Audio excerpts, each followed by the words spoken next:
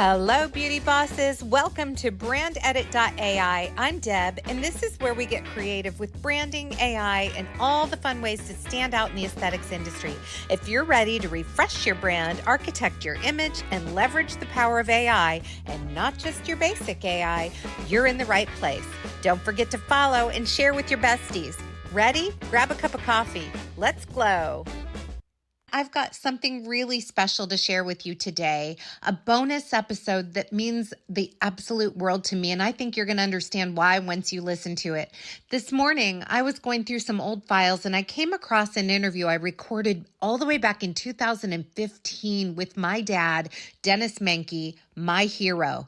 He had an incredible 40-year career in Major League Baseball, playing for teams like the Atlanta Braves, Houston Astros, Cincinnati Reds, and later coaching for teams like the Philadelphia Phillies and Toronto Blue Jays, and again made his way back to the Houston Astros, where I spent a lot of my childhood in Houston, and with the Cincinnati Reds again. This conversation was totally unscripted, and it was recorded on conferencecall.com.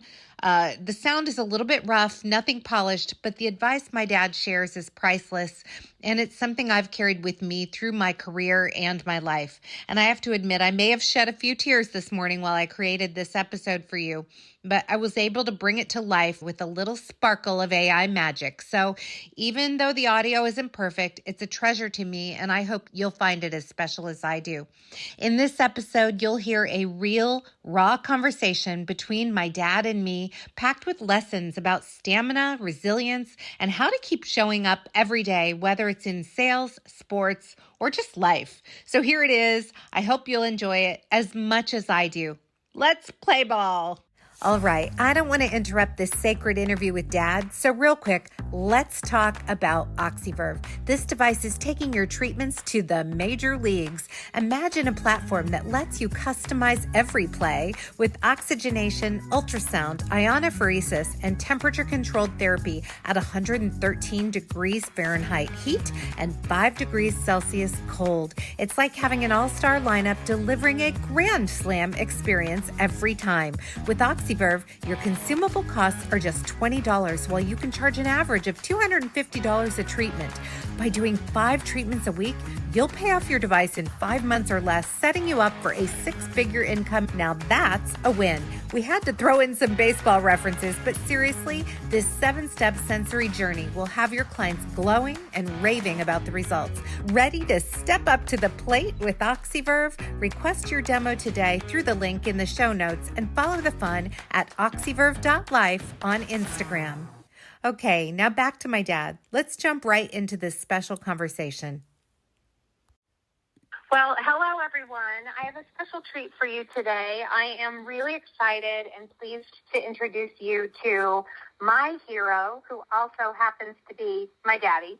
My dad, Denis Menke, had a career in the major leagues for 40 years and enjoyed a very substantial career. He played with the Atlanta Braves, the Houston Astros, the Cincinnati Reds, the Milwaukee Braves, and then coached.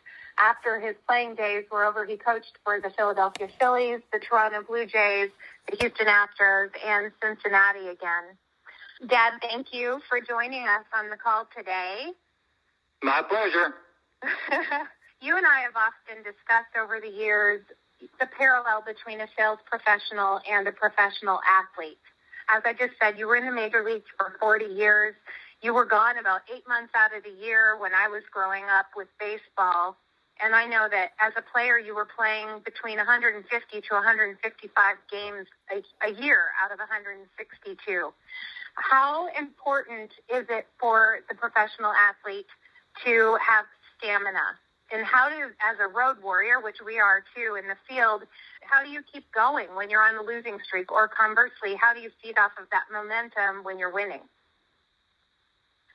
Well, the big thing about all of it, you talk about a road warrior, well, I think you have to come like I had to come to the ballpark ready to play every day. No matter if I was going good, going bad, you had to try to reach that even keel so you were ready to play the game. And I think that's what I tried to do. Even as a coach, you have to motivate your players to keep that level of playing that you'd like to see. And at times that's a little tough to do. During your best year with the Houston Astros in 1970, you had a batting average of 304. So what does that mean? A person hits 300 up in the big leagues. That is considered a great year. But we also have to figure out we've also failed 7 out of those 10 times. So the way we look at it, we were doing like 30% of our career was very well. But there are a lot of guys that don't quite do that. But again, the way you look at it, if a person's hitting 300, they are very successful. Yeah. And they're going at a 30% clip. And so for us, that means every 10 prospecting calls that we make, maybe we succeed with 3 of them. And I think a lot of times in sales, you get 3 strikeouts, you get really defeated and think you're failing, and it's hard to get back out there again. No doubt about it. No doubt about it. You think about going over a whole season where you might get, let's say, 500 ABs in a season. Well, say you get 150 hits. Well, then you're very successful.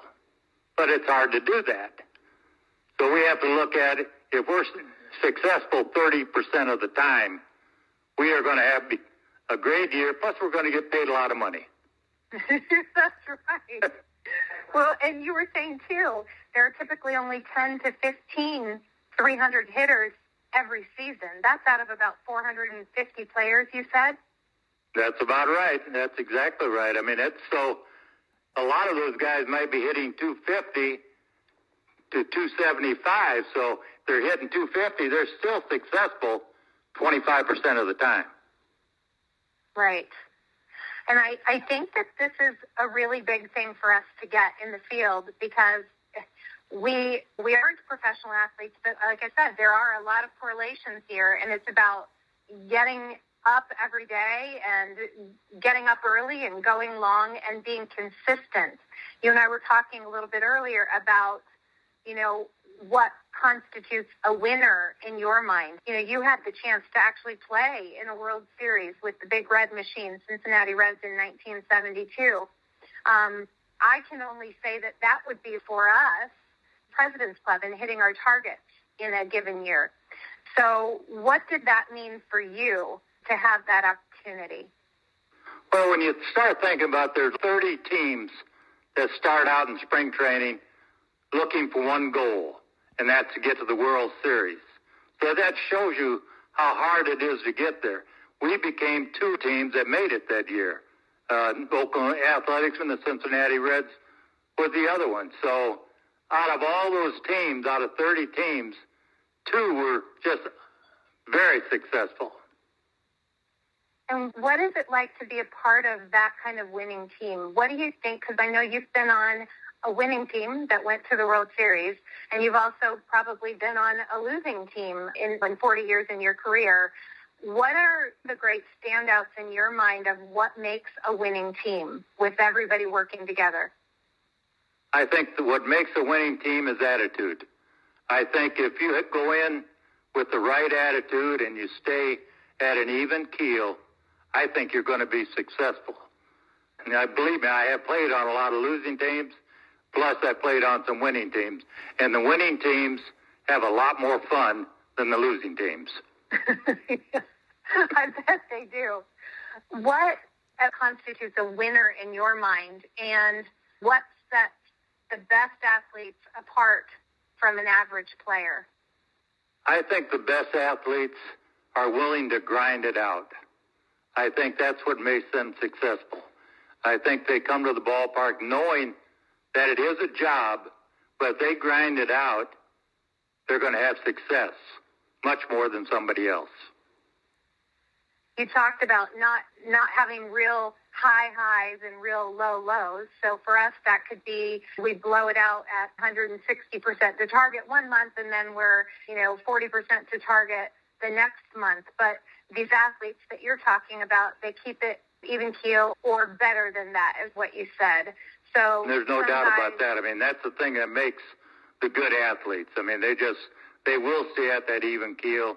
They don't get real high when things are going great, and they don't real low when things are going the wrong way. I know that you've seen some real ego, especially in later years as a coach, where you've got some players who are coachable and some players who really have a bad attitude because they're making a lot of money and don't think they need help.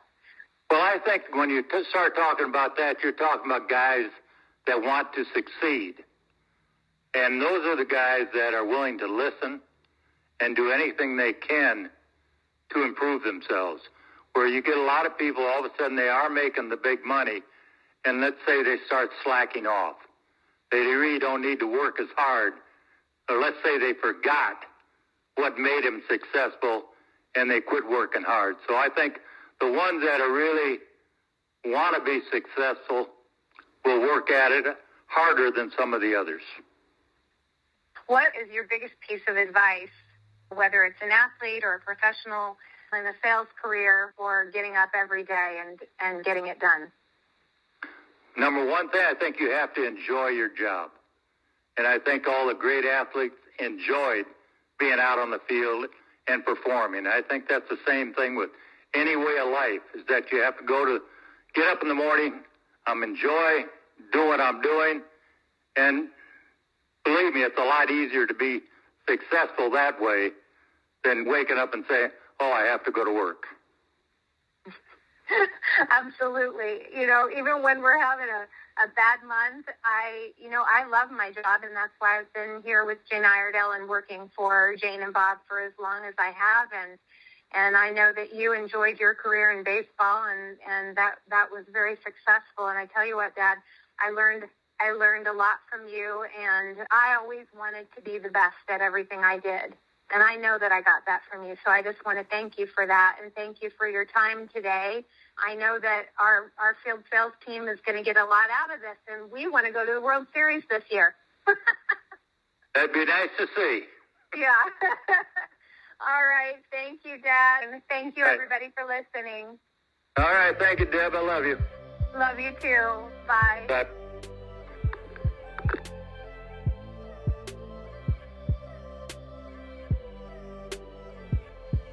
Thanks for tuning into this episode of BrandEdit.ai. If you enjoyed it, it would mean the world to me if you'd follow the podcast and share this episode with your friends or anyone you think would vibe with it. As a creative, I like to work when inspiration strikes, so don't be surprised if multiple episodes drop in the middle of the night. Be sure to subscribe so you don't miss out on any of those late night bursts of inspiration. Got questions or ideas for future episodes? I'd love to hear them. Drop me a message through the form in the show notes or visit our website to connect. Let's keep this conversation going. A huge thank you to our sponsor, OxyVERVE. Follow all the fun on Instagram at oxyverve.life. If you're ready to refresh your brand, architect your image, and leverage the power of AI, we've got something special for you. Grab your free guide to leveling up your marketing with ChatGPT by filling out the Jot form linked in our show notes. And finally, a big thank you to all of you for listening and supporting the podcast. You're the reason I get to do what I love, and it means the world to me. Remember, life's too short for boring brands. Let's make yours unforgettable. See you next time.